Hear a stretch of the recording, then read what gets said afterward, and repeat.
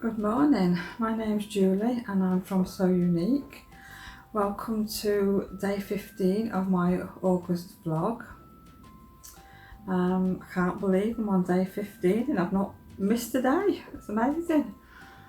Plans for today, I'd like to get my autumn rag quilt cut out today and get all the pieces ready so I can start sewing maybe tomorrow.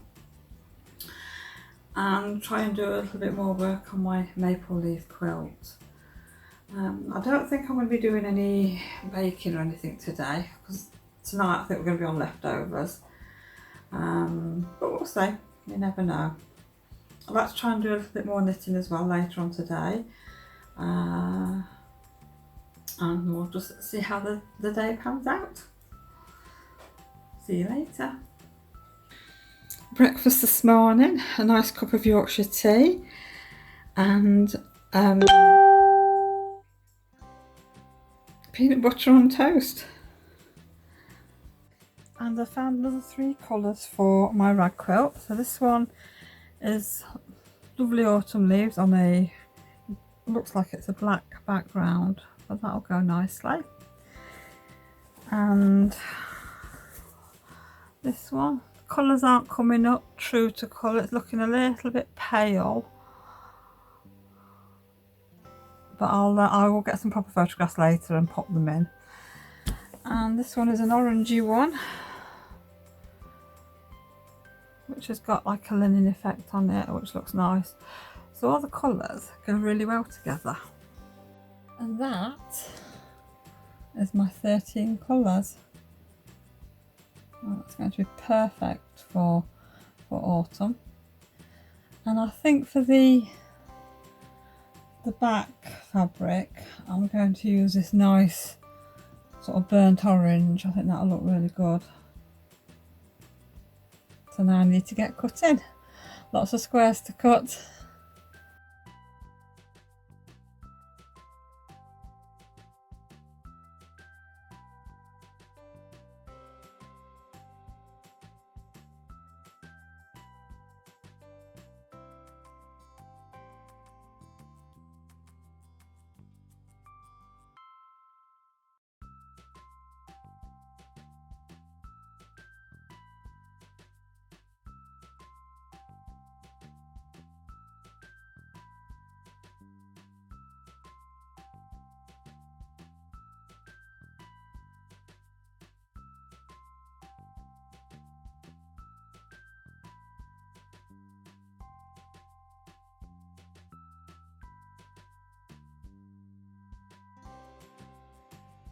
Okay, right, all my squares of fabric are cut out now and I've cut my wadding out, so I'm ready to actually start assembling the quilt.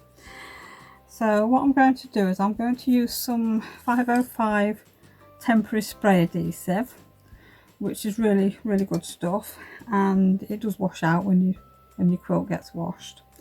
So what I would do is protect your work surface because you don't want to get glue on your cutting mat. As I'm at the shop, I don't actually have an old mat or anything to use, so I've just taped a plastic carrier bag to my worktop, but you could use an old glass mat or a silicone sheet, a baking sheet, anything like that. So I've got my front square right side down and my back square right side down. So I'm going to put some spray adhesive on. Now do work in a well ventilated area, have your windows open or do them outside. So quick spray, piece of wadding, just pop it in the centre so you've got an equal border if you can. I mean, it doesn't have to be perfect. And then get your top piece. I sort of like to fold mine over like that so it doesn't get stuck where I don't want it. Put my edges together. There we go, and down, just pat it down and it's all done. I'll do another one. So that's my backing piece. And this is my front piece, so right side down. Spray. I mean, you don't have to cover it all, you're just wanting to hold everything together, because when you come to sew, things move and you don't want that happening. So I'll put your piece of wadding on, flip your top fabric over a bit, nearly in half.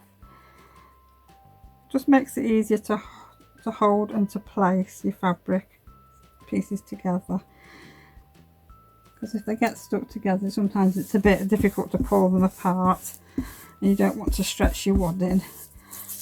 And there we go.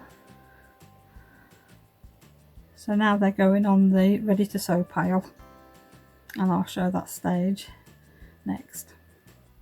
Well, I'm in from work now, so I'm going to sit down, nice cup of mint tea, and watch Rachel from Sew Ray Me. I'm also going to have my topic, very naughty, from yesterday's subscription box, so I'm looking forward to that.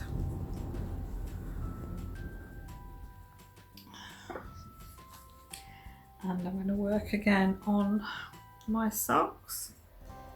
I only got a couple of rows done last night. It was getting late by the time I sat down and I was just too tired. So this is going to be my hour now, just for me. So I'll see you later. These are the only flowers I've actually got in my garden this year. I don't know what they are. They could just be weeds for all I know.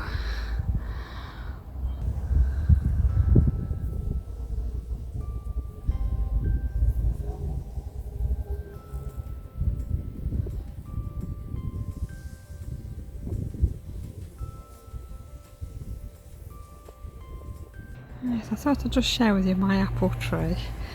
It's only supposed to be a small tree, but it's getting quite big. And it looks like the apples are ready for picking. I'm just not ready for cooking at the minute. There'll be some jars of stewed apple and apple crumbles for the freezer, and probably apple cake. I'm sure I'll be able to find something else to do with them, and I think I'll be giving a lot of them away. Okay, and now I'm ready to start sewing. I use Gutterman's thread. I've got a goldy colour on top, and for underneath I've got an orange one, which works well. I've set my stitch length on my sewing machine to number 4, so it's not the longest stitch. I think it looks better for this project. So yeah, so I've got my 2 pieces, my sandwich already, and I'm going to stitch from corner to corner.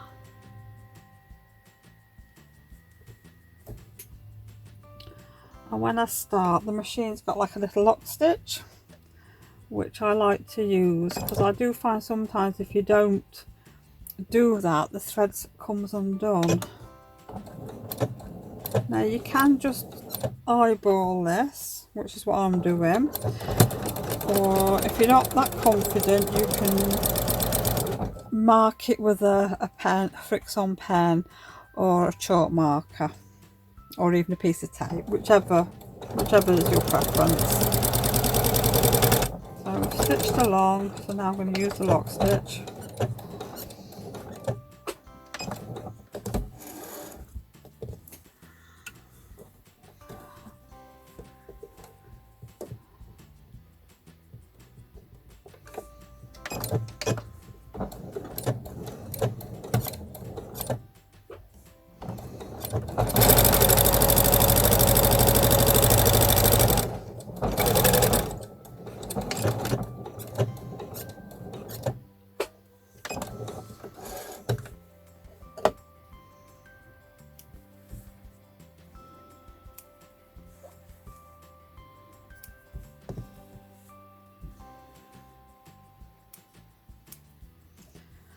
Right, so that's my first one. I think you can just see the stitch in there. So I'll do a few more and then I'll come back and show you the next step.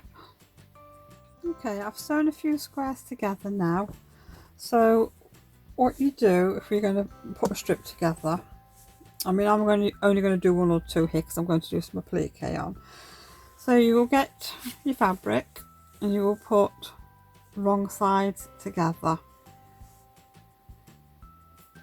and then we're going to sew down here about 1/2 inch in.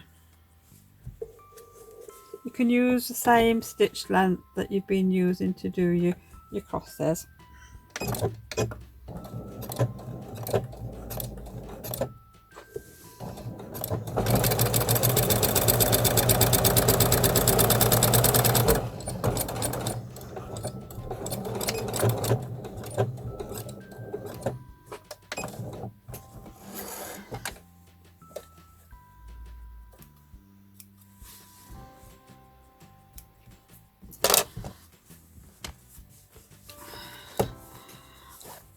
And you'll end up with that. And that's fine, that's how it's meant to be. So what you will do, you'll put all your squares together in your strips, put your quilt together. Then when you've actually finished your quilt, you will then get a nice pair of sharp scissors and start snipping in on the seam. I don't know if you can see.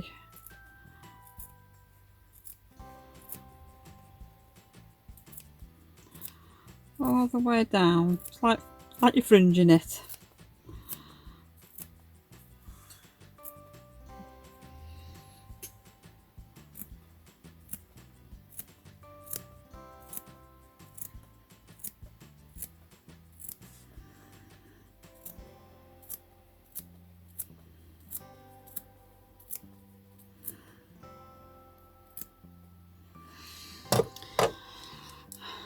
I mean, I've not gone right to the edge because obviously I've got to stitch another row on here.